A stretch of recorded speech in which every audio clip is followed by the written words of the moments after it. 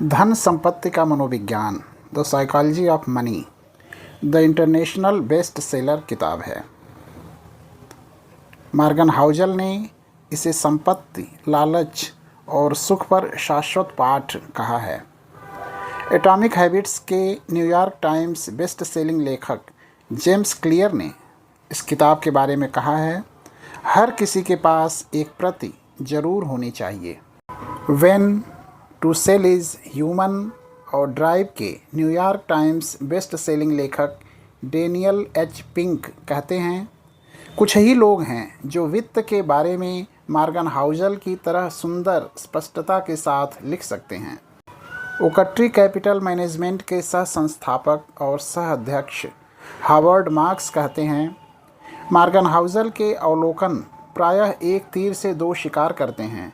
वे ऐसी चीज़ें कहते हैं जो पहले नहीं कही गई हैं और वे अर्थपूर्ण भी हैं। थिंकिंग इन बेट्स के लेखक एनी झूक ने कहा है, वह अनूठा लेखक जो जटिल अवधारणाओं को दिलचस्प और सरलता से समझ आने वाले वृत्तांत में बदल देता है।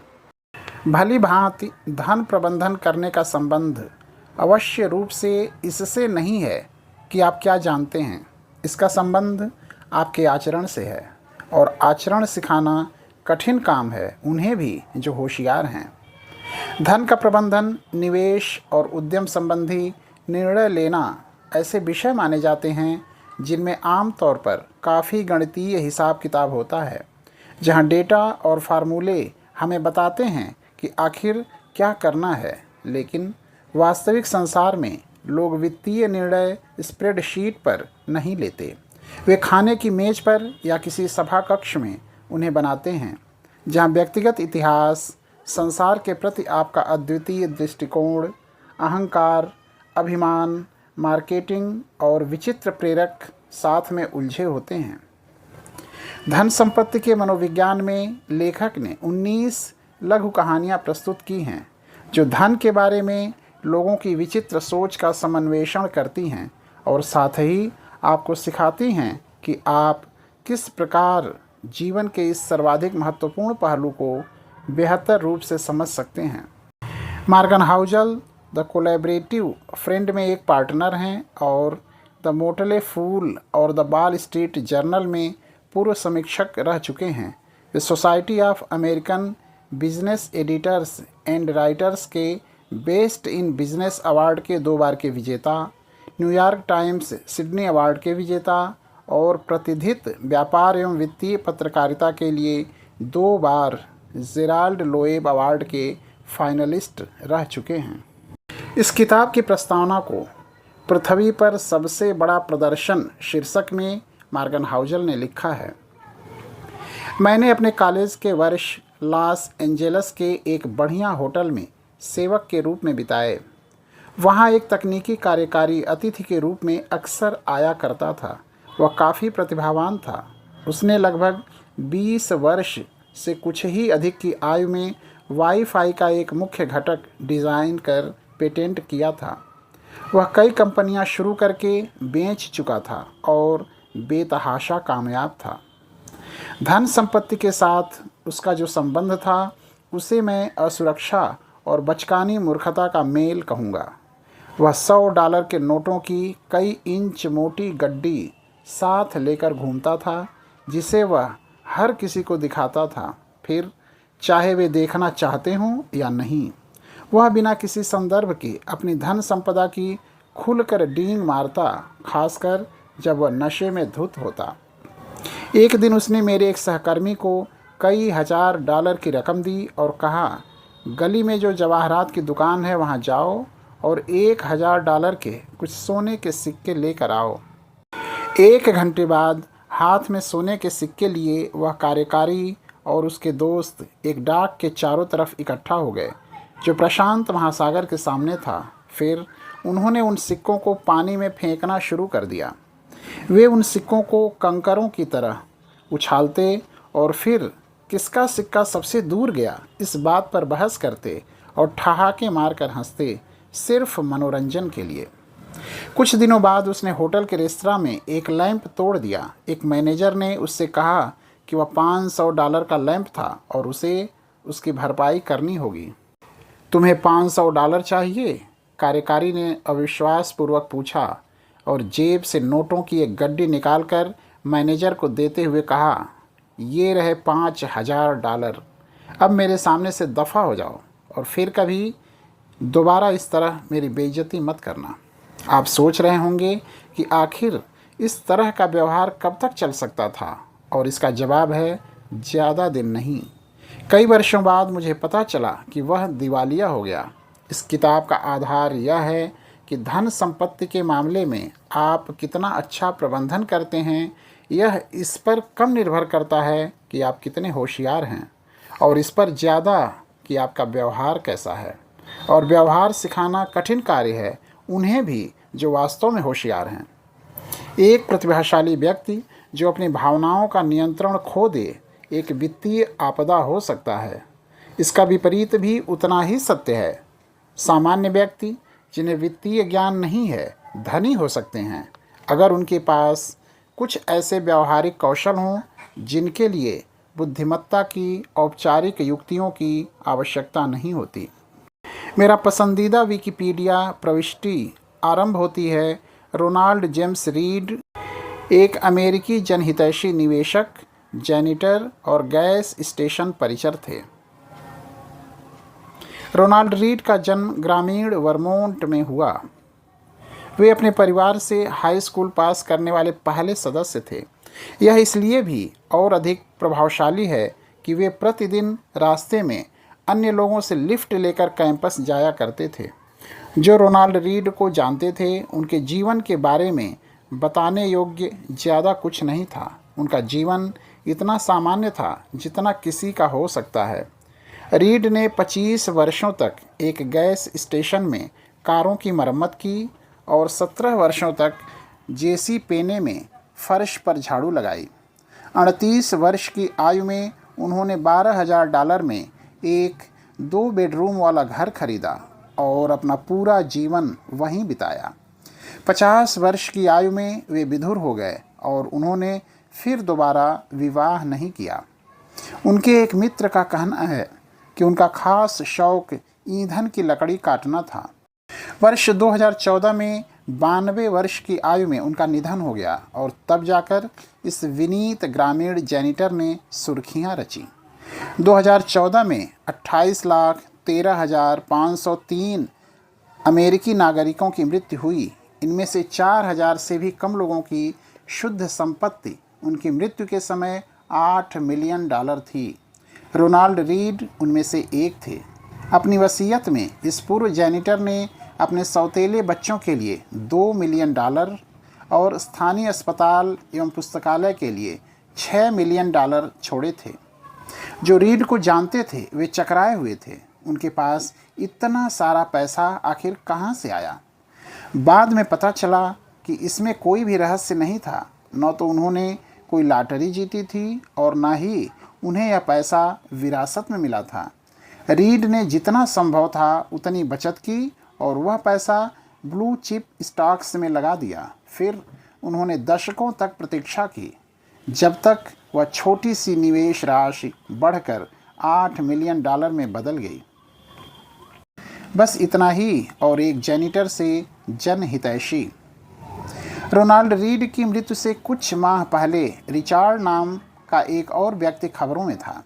रिचार्ड फुस्कोन वह सब कुछ था जो रोनाल्ड रीड नहीं था।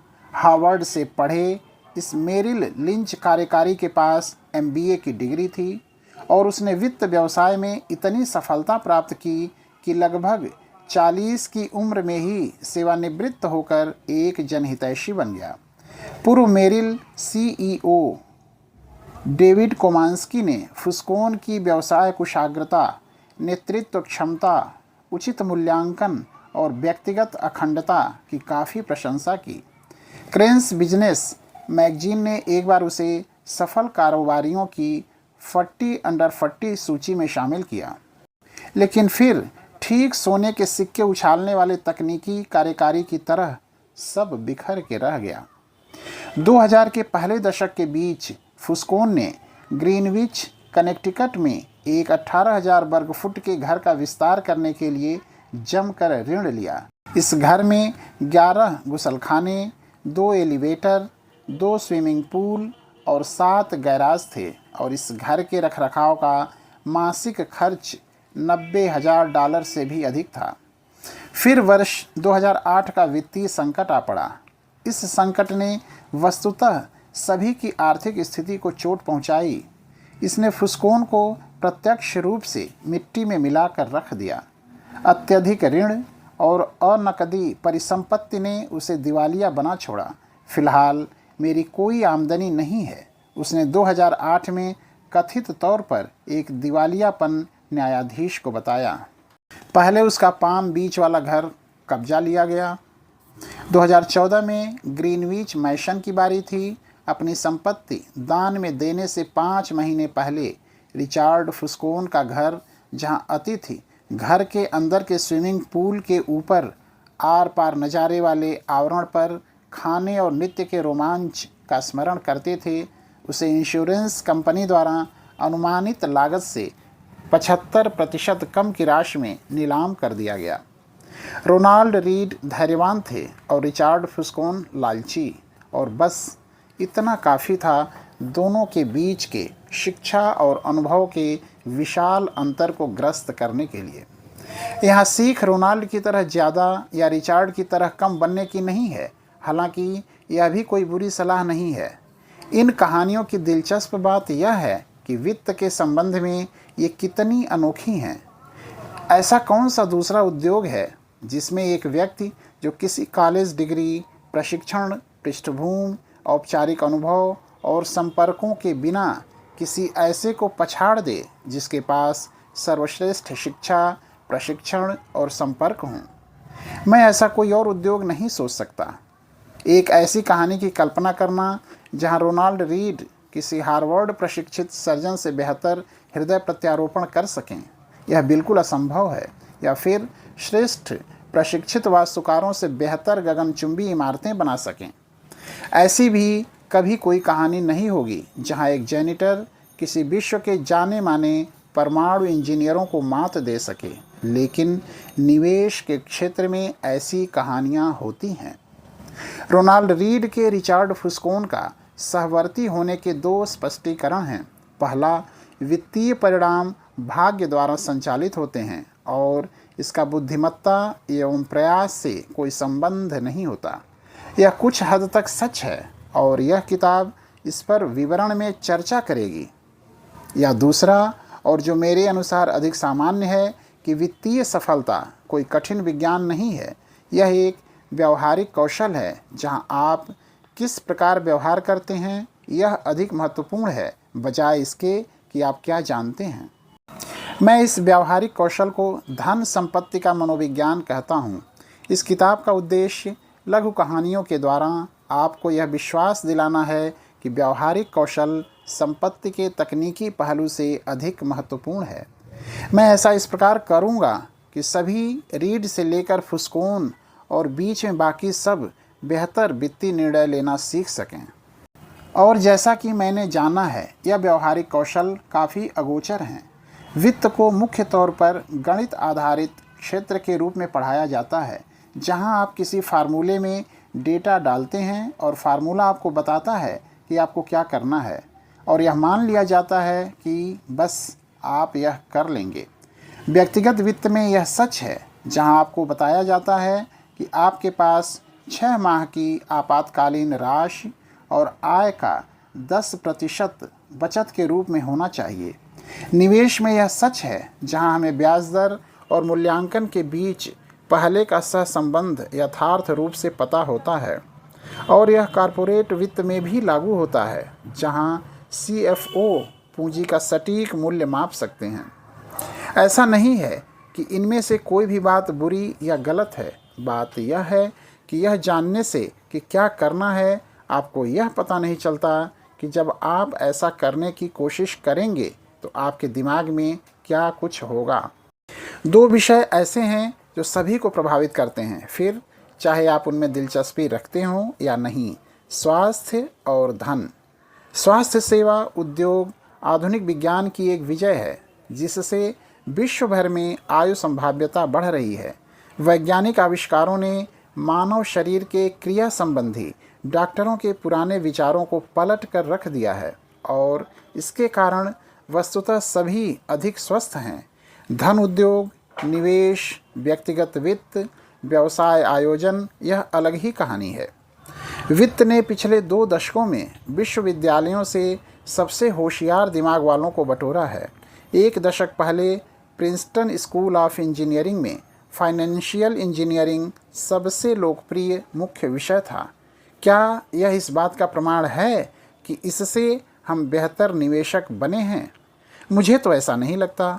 वर्षों की सामूहिक ट्रायल एंड एरर विधि से हमने बेहतर किसान, कुशल प्लम्बर और विकसित रसायनज्ञ बनना सीखा है, लेकिन क्या ट्रायल एंड एरर विधि ने हमें अपने व्यक्तिगत वित्त में बेहतर होना सिखाया है?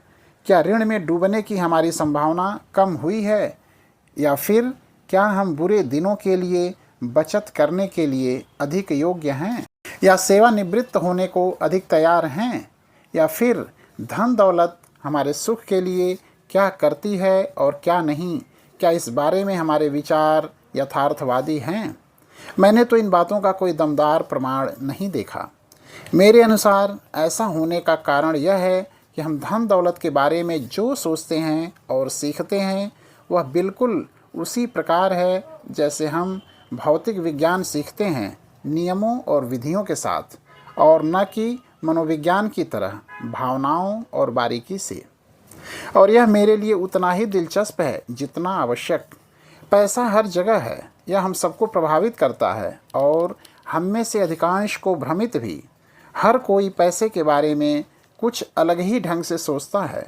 यह हमें ऐसे सबक सिखाता है जो हमारे जीवन के कई पहलुओं में लागू होते हैं, जैसे जोखिम उठाना, आत्मविश्वास और सुख। कुछ विषय ऐसे हैं जो यह जानने और समझने के लिए अधिक शक्तिशाली आवर्धक लेंस प्रदान करते हैं कि लोग जिस प्रकार पैसे के प्रति आचरण करते हैं वे आखिर ऐसा क्यों करते हैं। यह पृथ्वी पर सबसे बड़े प्रदर्शनों में से एक है। धन दौलत के मनोविज्ञान के प्रति मेरा स्वयं का अभिमूल्यन इस विषय पर 1 दशक से भी अधिक लेखन के द्वारा विकसित हुआ है। मैंने वित्त संबंधी लेखन 2008 के शुरुआती दिनों में आरंभ किया। यह एक वित्तीय संकट का घोर काल था और 80 वर्षों की सबसे बुरी मंदी। यह लिखने के लिए कि क्या हो रहा है, मेरे लिए यह समझना आवश्यक था कि आखिर क्या हो रहा था। लेकिन इस वित्तीय संकट के बाद सबसे पहली चीज़ जो मैंने सीखी वह यह थी कि कोई भी यथार्थ रूप से नहीं बता सकता था कि क्या हुआ और क्यों, और इसे लेकर क्या कर सकते थे वह तो दूर की बात थी। हर अच्छे स्पष्टीकरण के लिए उतना ही विश्वसनीय खंडन भी था। इंजीनियर किसी पुल के ढहने का कारण बता सकते हैं क्योंकि इस बात पर सहमति है कि अगर किसी हिस्से में एक निश्चित मात्रा में बल डाला जाए तो वह हिस्सा टूट जाएगा। भौतिक विज्ञान विवादास्पद नहीं होता, वह नियमों से चलता है। वित्त अलग है, यह लोगों के आचरण से चलता है और मैं कैसा व्यवहार करता हूँ यह मेरे लिए सही हो सकता है पर फिर भी आपको मूर्खतापूर्ण लग सकता है। वित्तीय संकट के बारे में जितना मैंने पढ़ा और लिखा उतना ही मुझे एहसास हुआ कि आप इसे वित्त के बजाय मनोविज्ञान और इतिहास के लेंस के द्वारा बेहतर समझ सकते हैं। यह समझने के लिए कि लोग ऋण में क्यों डूब जाते हैं आपको ब्याज दर का अध्ययन करने की आवश्यकता नहीं है। आवश्यकता यह है कि आप लालच, असुरक्षा और आशावाद के इतिहास का अध्ययन करें, यह जानने के लिए कि निवेशक बियर मार्केट के तल पर क्यों बेच देते हैं। आपको भविष्य के अपेक्षित रिटर्न का गणित समझने की आवश्यकता नहीं। आवश्यकता यह है कि आप उस व्यथा के बारे में सोचें जो आपको अपने परिवार की ओर देखकर होगी यदि आपके निवेश उनके भविष्य को खतरे में डाल रहे हों। मुझे वोल्टेयर का यह अवलोकन बहुत पसंद है कि इतिहास कभी खुद को नहीं दोहराता, मनुष्य हमेशा दोहराता है। पैसे को लेकर हमारा आचरण कैसा है इस बात पर यह बहुत अच्छे से लागू होता है। 2018 में मैंने उन 20 सबसे महत्वपूर्ण खामियों, पूर्वाग्रह और बुरे व्यवहार के कारणों को रेखांकित करते हुए एक रिपोर्ट लिखी, जिन्हें मैंने धन संबंधी लेन देन में लोगों को प्रभावित करते देखा है। इसका शीर्षक धन संपत्ति का मनोविज्ञान था और लगभग 10 लाख से भी अधिक लोगों ने इसे पढ़ा। इस किताब ने इस विषय का और गहराई से अवलोकन किया है। रिपोर्ट में से कुछ लघु पैसेज बिना बदलाव के लिए गए हैं। आपके हाथ में फ़िलहाल ये 20 अध्याय हैं, जिनमें से हर एक मेरे अनुसार धन संपत्ति के मनोविज्ञान की सबसे महत्वपूर्ण और प्रति अंतःप्रज्ञात्मक विशेषताओं का वर्णन करता है। सभी अध्याय एक मूल विषय के इर्द गिर्द घूमते हैं, लेकिन साथ ही अपना एक अस्तित्व भी रखते हैं और स्वतंत्र रूप से भी पढ़े जा सकते हैं। यह एक लंबी किताब नहीं है। आपका स्वागत है। अधिकतर पाठक उन पुस्तकों को समाप्त नहीं कर पाते जिन्हें वे पढ़ना आरंभ करते हैं, क्योंकि अधिकांश इकलौते विषयों को 300 पृष्ठों के विवरण की आवश्यकता नहीं होती। इसके बदले मैं 20 लघु बिंदु लिखना पसंद करूंगा, जिन्हें आप समाप्त कर सकें, बजाय एक लंबी किताब के जिसे आप बीच में पढ़ना छोड़ दें। और अब हम आगे बढ़ते हैं।